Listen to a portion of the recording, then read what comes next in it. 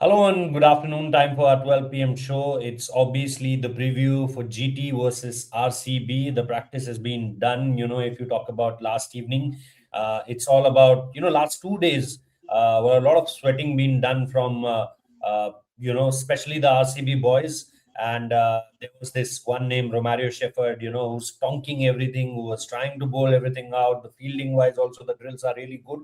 Phil Salt, obviously, the one absentee as far as the practice session is concerned. So we are still not sure about his participation. Rajat Patidar, being optimistic in the press conference, he said that he is fit.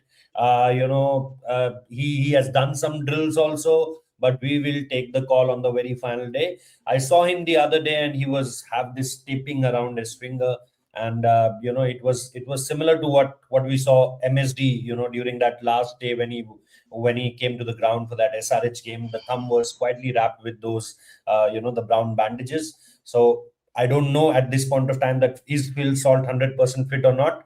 But we have already seen, players have come onto the camera and said that we are not 100% fit, but we will definitely play. Riyan Parag is a perfect example. He said that on that last game versus Mumbai Indians, he was not 100% fit. Even for the eliminator, he said that I won't be 100% fit, but I'll definitely play that game. So we have seen this, and it's a big, big game because a ticket from here, will directly send you to Ahmedabad, and the ticket will come directly after winning this game. Because if you don't win this game, then the IPL schedule is a little difficult thing to adjust with. Because then you have to play means the qualifier two also, and then you have just a 1 day gap between the qualifier two and the finale. So it's going to be a little bit of a scheduling heck for you to just play that this qualifier one, then the qualifier two, and then finale, and you don't have much time in between the qualifier two and the finale.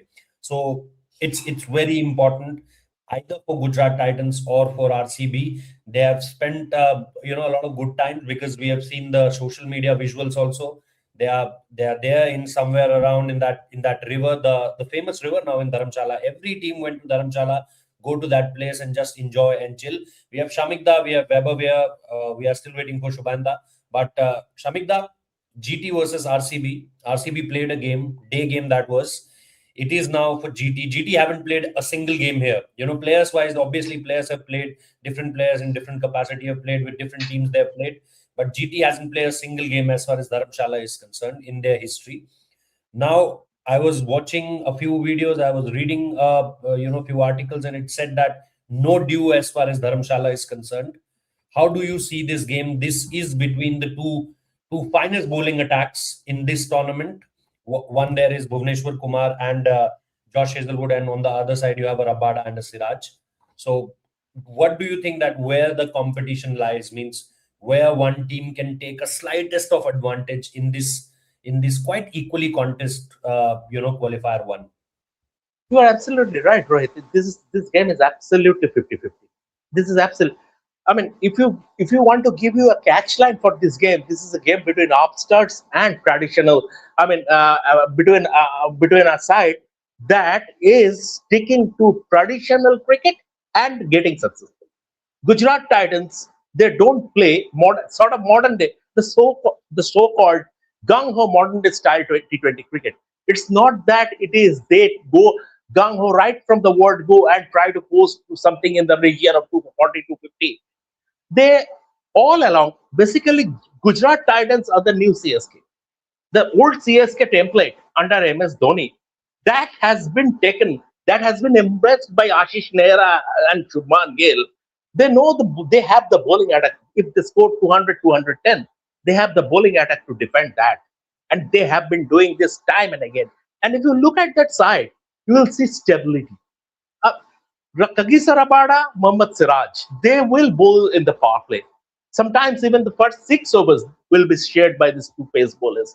There is no tinkering. Everybody knows his role. Everyone knows his role. Um, and you look at this team, the leadership group. It's not only about Shubman. Ashish Nehra has been brilliant. Ashish Nehra has been brilliant. But on the field, Shubman, not only Shubman, if you look at the leadership group, Jason Holder, Rashid Khan, it's a very, very good unit.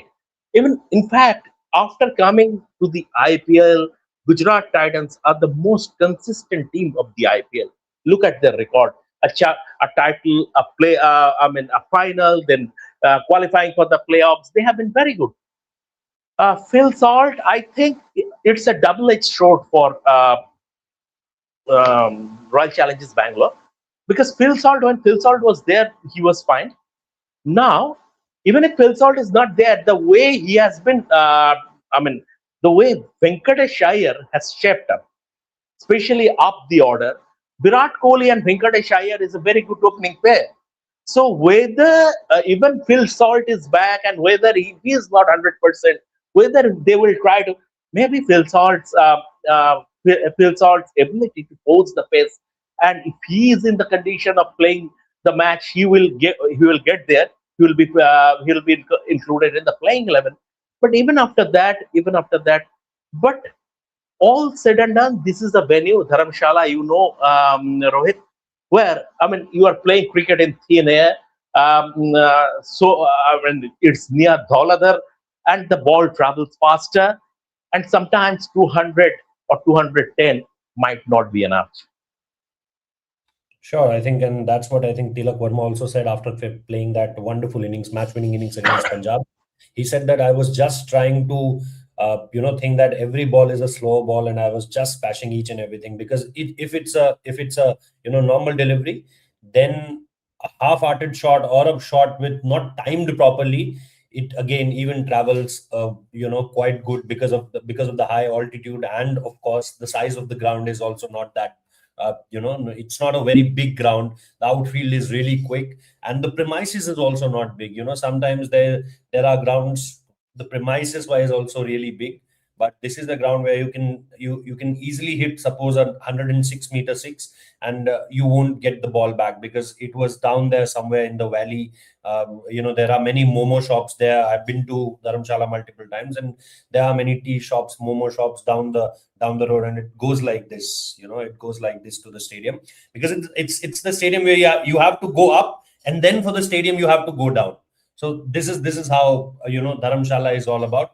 But Weber, coming to you, when we talk about GT's space attack and RCB space attack, it's quite neck to neck. There are just a difference of maybe 2 wickets in the power play. If you see Bhuvneshwar Kumar and Kagiso Rabada, Siraj was equally important. Apart from this, the top order, again, there is one Shubman Gill, there is one Virat Kohli. Obviously, one is talking with a strike rate of 160. Virat, obviously, somewhere close to that. They haven't got that the kind of starts GT got. Maybe a Sai Sudarshan and a Virat Kohli, consistency wise, damn good. But we were discussing this yesterday also, that where the difference lies is in the middle order. Yes, there is one Jitesh Sharma there in RCB, not having a good time as far as this season is concerned. But who knows, when it comes to the big games last year, also we saw that Jitesh Sharma, the best innings he played of last season was, for me, it was the innings of the final. And apart from that, you have a Tim David, you have a Romario Shepherd, you have someone like a Rajat Patidar. So that, if you compare that middle order, I think that's where GT is lacking a little bit in front of RCB. Do you think the same, or you think that there is some more to it? There is a Rashid Khan on GT's side, and there is not Suyash Sharma with that kind of credentials, especially in this season. He has not done well. And then there is obviously the bowling attack. Overall, they have each and everyone. You talk about a Jason Holder, you talk about a Prasidh Krishna, Siraj, everyone you talk about.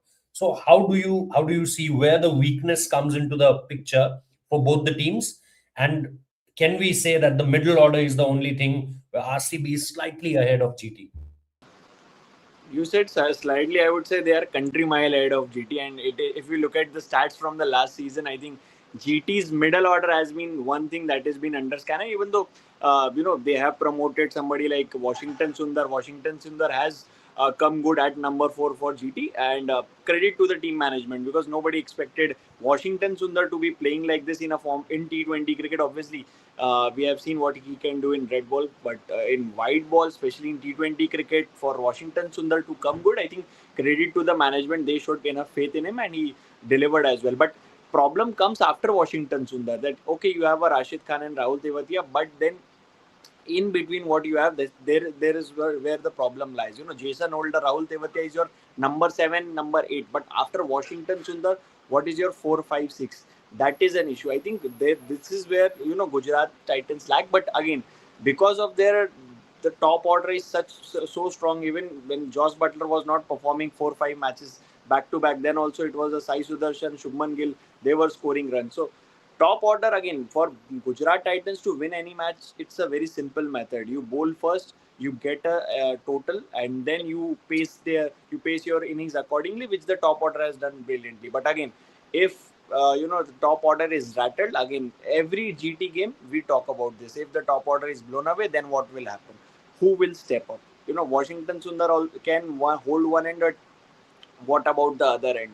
You cannot make a Jason Holder bat for 15 overs after power play, 14 overs, 13 overs, or a Rashid Khan. So I think there lies a problem. There lies a big problem. Again, you don't have many batters to choose from.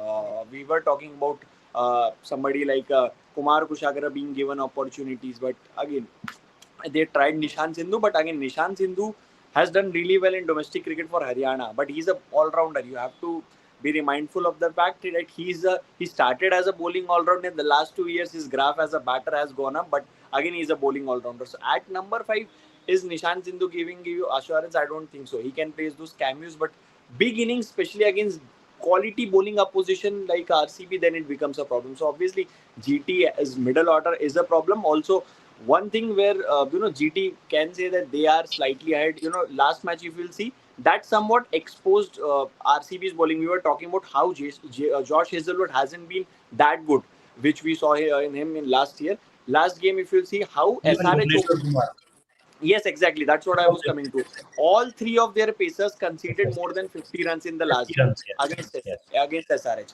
Rasik Salam back took wickets, but Bhuvneshwar Yeah. Kumar and Josh Hazelwood both went wicketless. So if you Hmm. are coming with an approach, you can still find a cheat code against these bowlers, Bhuvneshwar Kumar and Josh Hazelwood. Also, one Yes. thing what will dictate this game will be the conditions. If you remember the match against Delhi Capitals, it was seam Yeah. friendly. Against Yeah. Mumbai Indians, Yuzvendra Chahal in his first 3 overs, he was finding a bit of assistance, grip, 12 turn. overs, 12 So runs, 1 wicket. yes, yes. So Dharamshala has given different sort of flavors when it comes to IPL matches so far this season. Spin friendly, bit of grip for the spinner, seam friendly as well. It will be very interesting to see what kind of pitch they prepare for this one. Hmm. Shubhanda, coming to the pitch and the kind of conditions you offer in Dharamshala, but as Weber rightly said that it was the first game who surprised all of us because it's the only game where they haven't used any spinner. Apart from that game, it's not the case anywhere in India that you play, or maybe anywhere in the world, that you play and you don't operate with a spinner. So do you think that there could be a possibility that they will drop a Suyash Sharma, they'll have a Krunal Pandya, and they'll come up with an attack who's have Jacob Duffy into it? You have a Rasikdar Salam, you have a Bhuvneshwar Kumar, and you have a Josh Hazelwood into it. Because conditions wise, there could be a possibility that there's no due there, so you can obviously have your spinners also in. I don't think that someone like Rashid Khan, I don't think GT will drop him because he's having one of the best seasons, as far as his IPL performances is concerned. I was reading somewhere that in last 2 seasons he had 17 wickets, and this season only he has 17 wickets. So if you take wicket wise, his performance really upped a little bit. But what's your combination will be if there's no Phil Salt as far as this RCB team is concerned? No, firstly, I won't be surprised if they don't bowl, they don't pick a Suyash Sharma in the 11. I would be okay if GT goes only with Rashid and RCB goes only with Krunal. Dharamshala is is a high scoring venue because it's a six hitting venue. Scoring down the ground is a bit trickier for batter there rather than hitting sixes. So hitting sixes is easier in Dharamshala. That's why captains are a bit hesitant of bowling spinners there. It has provided grip, the cutters can come handy for the pacers, and we have seen for from both the departments, whether it's GT, whether it's RCB, they have bowled some good cutters off the deck throughout this IPL. Yes, the main strength of both the bowling department is the new ball, but they have bowled cutters as well, which can be a useful delivery in Dharamshala, especially if you want to restrict the six hitting of some of the batters there. So it will be interesting. But bowling attack wise, I think both the teams are very well stacked up. But I think RCB will have a slight advantage considering their opening duo of Bhuvi and Hazelwood are doing well. Plus, they have middle over pacers as well. So that I think Jacob Duffy will. I'm pretty sure he will play this game. Plus, you will have Rasik Dar also, who has been bowling really well. So GT's pace attack is more versatile. Plus, they have a lot more option in form bowlers, and GT are more dependent on Rabada and Siraj to do the damage in the power play itself. So interesting day ahead. But I think RCB's bowling attack is slightly better in given conditions than GT's. Shamikda, are you seeing this game as something where the winner will take the trophy? Because I think these two teams have played a complete kind of cricket, means not 100%, but if you come down to make a marking as far as their bowling is concerned, their fielding is concerned, their batting is concerned, how they have completed as far as in very various venues are concerned, I think they have given you the most amount of assurance. Even when the first half of the IPL was going on, we were in a Hindi show, kept on saying that Punjab won 7 out of 6, but 6 out of 7 rather. But RCB is looking like a complete team. The complete performance is looking from RCB because their bowlers are not conceding 200 in every game. They have one of the bowlers who are having the brightest economy rate as far as Bhuvneshwar Kumar is concerned. Then you have someone like a batter. Various batters are contributing as far as their victories are concerned. Do you think that, or you think no? There is SRH, there is RR. You saw the RR game also. I just saw the tweet of Ajinkya Naik where he's shaking hands with all the journalists in the press box. You were also there. So was it about the Vaibhav Suryavanshi factor only? Was it about the kind of display Sunrisers Hyderabad has shown, especially in the second half of their journey? Or these two teams, RCB or GT, who do you think is the most complete team as far as the performance is concerned? No, Rohit, the fact of the matter is that this is T20 cricket.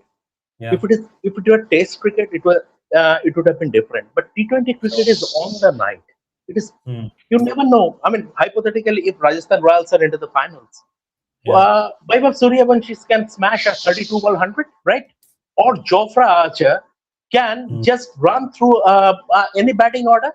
So Yeah. they have that quality. Or if Yeah. it is, if it is Sunrisers Hyderabad, Abhishek Sharma or Travis Head or anybody can take the game away from the opposition. They have that quality. So T20 cricket is basically about on the night, the Yeah. and momentum. And in this format, momentum matters little. And Punjab Kings, you mentioned, the biggest case in point, because Yeah. after winning 6 of their first 7 games, in that case, the momentum should have carried Punjab Kings to the playoffs. That Sure. didn't happen. That didn't Yes. happen. So this is about on the night and how you perform. Yes, if you look at it from an all-round perspective, Hmm. I mean, they are well covered. All the bases are covered as far as RCB are concerned. But then again, Okay. if you look at Mumbai Indians, you look at that squad top down, you will see champions, you will see World Cup winners. The team that starts with Rohit Sharma at the top, and number Jasprit 11, you Bumrah. have Jasprit Bumrah, and that team has lost 10 of their 14 matches. So you cannot all round brilliance. You never know. RCB, if there is some there is a mesmerism, I mean magical spells rather from Kagiso Rabada or Mohammad Siraj and both, then you never know. RCB can fold up. I mean, not saying hypothetically they can fold up for 49 also. Yeah. It is about losing 3-4 wickets. If you lose 3 wickets in an over, then you are on a slippery slope. So it Yeah. is absolutely on the right, and it is down to planning part is there, but more than the planning part, Execution. because in this format, bowlers are in this format. More than the planning part, it is about execution. The team that will have better execution will win on the night. Simple as that. Sure. You talk about Mumbai Indians. I think Shubhana and me know that एक आदमी हमसे भी ज्यादा हैरान होगा इस नतीजे के बाद. But ठीक है, उस तरफ अभी नहीं जाते हैं. But Webber, coming to you, I just want to have the predictions now. GT versus RCB. You know the conditions. You almost know the playing 11. You know the playing style. You saw the 14 games. And as I said that, GT looked also complete. RCB also looking really good. But as you rightly said that, in your point of view, GT is a little less as far as the middle order comparison is concerned. Will that be the difference creator, or you think? And what's your prediction? Definitely, I think even if you look at the match winners in this side, I think RCB have more match winners in their side. They can rely on individual brilliance. Last game, if you see, Venkatesh Iyer played as an opener, first game as an opener this season, and he won the Player of the Match award. Jacob Bethel, 6-7 innings, he failed as an opener. They made the change, and the change worked. So that this is what I was talking about. That even in the bench, if you'll see, RCB have the match winners ready sitting there. Obviously. So that is where RCB have the edge, because GT rely a lot on their top order and the two, Mohammad Siraj and Kagisora. But I won't discount Jason Holder. It was Jason Holder who did brilliantly with both bat and ball the last time these two teams played at Bengaluru. Sai Sudarshan scored 100. But again, if you compare the match winners, the number of match winners both teams has, RCB have the edge. Another, the selection conundrum will be on the GT side. We won't talk about the Suyos. There won't be a lot of brainstorming RCB camp, but this is the brainstorming part where GT will come into play, whether to play Arshad Khan or Prasidh Krishna. Prasidh Krishna has taken wickets, but somehow they have stuck with Arshad Khan. I don't know whether it's a left arm angle or because he bats also. That's why they are sticking with him. But he's leaking a lot of runs. If you look at the last 3 innings and Prasidh versus Arshad, then whether to play a Sai Kishore or not, again that comes a question. So there is a lot of selection dilemma as well for GT. So I think from that point of view, I think RCB definitely ahead in terms of balance. They don't have a lot to figure out. GT has a lot to figure out, and they have voids in the middle order as we discussed. But I think overall, even if I look at the bowling, I think GT have the slightest of the edge, only because Jason Holder has done well. If they play a Prasidh also in these conditions will be ahead, and Rashid Khan has done really well in this season. Krunal Pandya had an off game last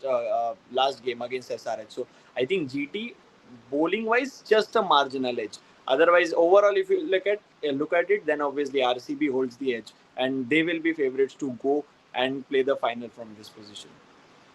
Shubhanda, your prediction?